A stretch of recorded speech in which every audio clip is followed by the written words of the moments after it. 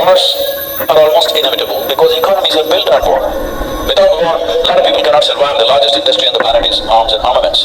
How will you not use it? So, we have no intent of stopping the war. Let's be clear about that. When it happens to us, or when it happens close to us, we will cry. Almost every nation has invested enormous amount of money in building and stockpiling arms, armaments, bombs, missiles, smart bombs.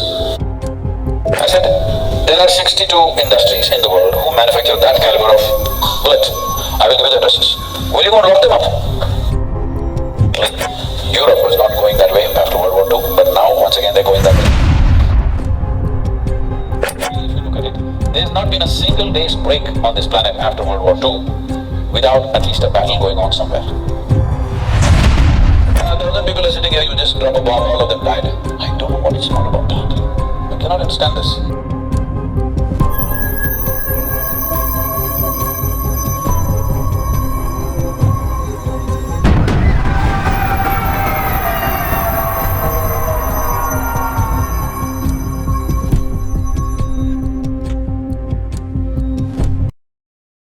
Across the world, almost without exception, fortunately, Europe was not going that way after World War II, but now once again they're going that way.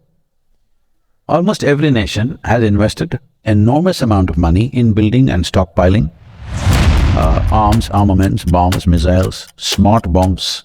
I don't know how a bomb can be smart. It's the dumbest thing to do. It is the dumbest thing to do. See, at least if I pick a fight with you with a sword or a stick or something, there is some crude animalistic pleasure attached to it. 1,000 people are sitting here, you just drop a bomb, all of them died. I don't know what is smart about that. I cannot understand this. But they're talking about smart bombs, where they're saying from 2 miles in the sky, they can drop the bomb into your house through the window. They're very proud of this. So there's not one nation across the world, all right? So all of us as people, were we all thinking, all these bombs are being kept for entertainment, for display, or it's artwork? What did you think? One day it will be used. Yes or no? It has to be used somewhere. The question is on whom. The question is not whether it will be used or not. The question is just where and on whom, isn't it? So when it is piling up, we are all okay with it. In every movie, there is no movie without a bomb or at least a smashed face. We are all enjoying it. When it really happens, we say, we're shocked, we're shocked. It doesn't work like that, life. Right? Will you grieve after the disaster? Or will you be that generation who will turn the disaster around? This is all the choice we have, because this is our time on the planet. How we do our life is our life, isn't it? So, wars are almost inevitable because economies are built on war. Without war, a lot of people cannot survive. The largest industry on the planet is arms and armaments. How will you not use it? If I am making guns and bullets and I sell it to you and you don't shoot a single bullet, I'm disappointed with you. But hello? This happened, I was at the World Economic Forum. At that time, the Sudanese war was going on, terrible war. Over 2,600,000 people died, out of which 50% were children below 6 years of age. Can you beat it? 130,000 children die in one war. So, at that time, some, movie stars and others are going there and carrying one, An African child is always a trophy. You carry this child and take photo ops and all this is happening. And they showed a video where all these militants or soldiers or whatever you want to call them, they're just going in these pickup trucks, simply shooting at the sky, okay? I said, see, these guys, if I have a fight with you, at least I need to shoot you. If I'm shooting the sky, that means I have abundant supply of bullets, isn't it? Abundant supply. Otherwise, I won't be shooting the clouds. If I'm fighting a war, when I shoot, I want somebody to die. Yes or no? Hello? I'm not going to shoot at the sky, but they're shooting at the sky with automatic weapons continuously. I said, see, somebody is supplying them plenty, all right? Otherwise, nobody will shoot at the sky. I said, there are 62 industries in the world who manufacture that caliber of bullet. I will give you the addresses. Will you go and lock them up? No, you will go to the war zone and pick up a child and do drama. All you need to do is, if you take away the bullets, once that runs out, maybe they will hack each other. But you can't kill that many hacking, at least. If you can't transform the human being, at least you must defang him, isn't it? Hello? Yeah, defang means we take away his teeth at least. If transformation is possible, fantastic. If that is not possible, at least his empowerment you should bring it down, isn't it? So, we have no intent of stopping the war. Let's be clear about that. When it happens to us, or when it happens close to us, we will cry. When it's happening somewhere else, it's drama. This inhuman attitude towards war and to killing and the suffering that other people go through, we must come out of that. Because most evil things have happened, not necessarily because of evil intentions, simply apathy. You sleep through life. Is sleeping a crime? Hello? Is sleep a crime? Hello? No, sleep is a good thing. But if you sleep through your life is a disaster. That is what is happening to the world, both in terms of soil, both in terms of and in terms of war. This is what is happening. We sleep through. After World War II, we formed League of Nations. We made United Nations. The idea was never again such wars will happen, right? Whole world, never again it will happen. But since then, how many wars? Actually, if you look at it, there's not been a single day's break on this planet after World War II without at least a battle going on somewhere. So, we have issues. We have economic issues, we have property issues, right. We have issues. This is the idea of setting up a United Nations, that we will fight with our words and solve our problems.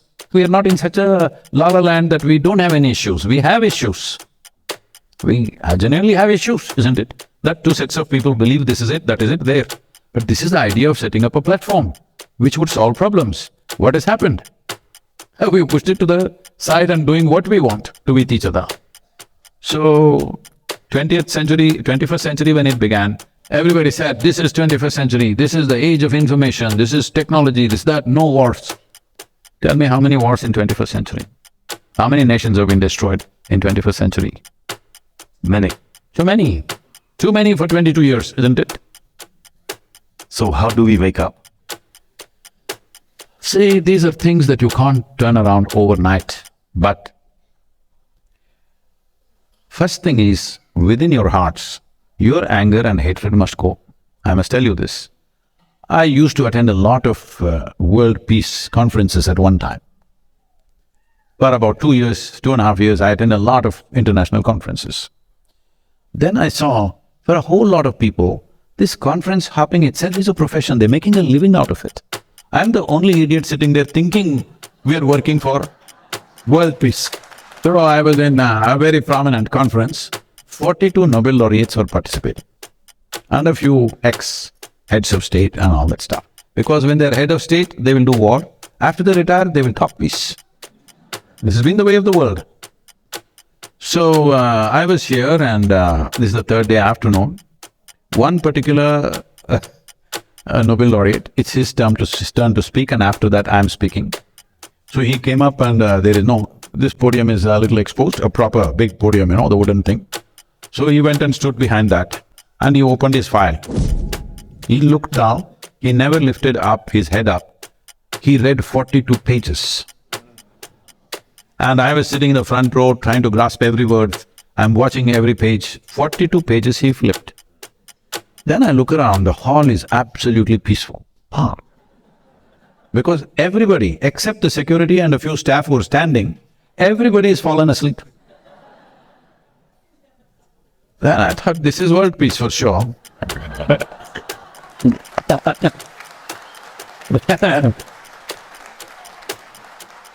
Then my turn to speak came, and I said, see, in the last 3 days I have heard so many bombastic speeches about creating world peace. But I'm asking you sincerely, how many of you can place your hand on your heart and say, your mind is peaceful? Because if your mind is not peaceful, if you can't make your mind peaceful, making the damn world peaceful is out of question. Because what you are seeing in the world is a larger manifestation of what's happening in human minds, isn't it? If there are no human beings on this planet, World is peaceful, isn't it?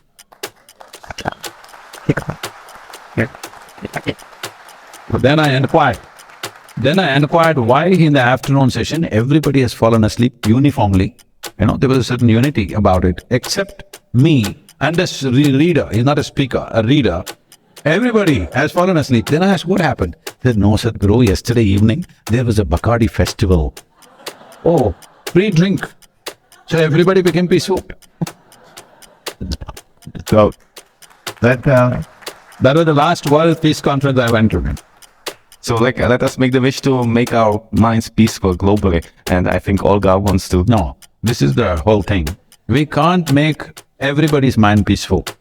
You can make yours peaceful. I can make mine peaceful. She can make hers peaceful. This is the only way it works. This is the problem. We talk about a world, we talk about a society, we talk about a humanity. No, all these are just vocabulary. There are only human beings. If this one and this one does not solve their problems, the world's problems are never gone. It will manifest in so many ways. Thank you, God.